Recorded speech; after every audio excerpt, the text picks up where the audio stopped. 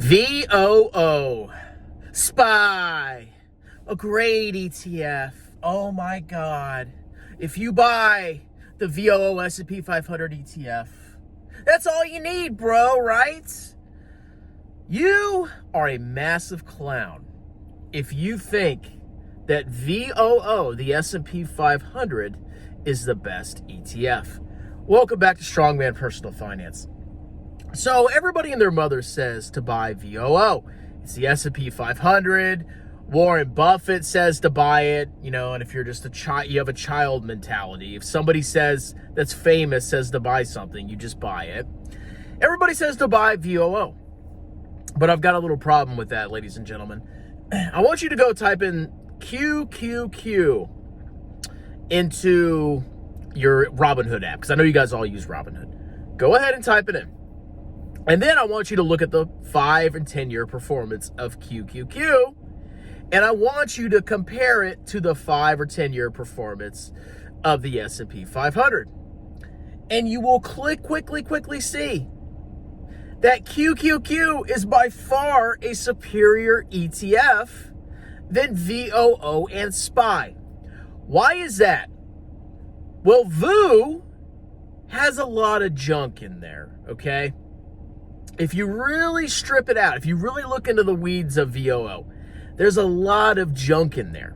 And you don't want to pick bad stocks that have a lot of junk, okay? Focus on the good stocks. And QQQ has more of the good stocks. So many people they're all about diversification. I call that diversification, because people are like, oh, I've got to own 500 stocks, 508 stocks, because it's diversified. Well, it's like, yeah, but you're also holding a lot of junk in there that doesn't do well. But if you buy QQQ, you're buying the big winners. What's in QQQ? The best companies in the world that have international exposure. Meta, Microsoft, I believe Amazon's in there. Basically all the big tech that are the true foundation and the true performance drivers of the entire U.S. stock market, you get those in heavy representation. I mean, the disparity in returns. You need to be, if you had VOO the last 5-10 years, you're not a good investor, okay?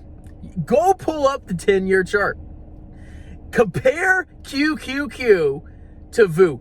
You could have been a multi-millionaire had you bought QQQ instead of buying a VOO, because you wanted to be diversified because Warren Buffett told you to buy it, or whoever other freaking clowns told you to buy it, okay?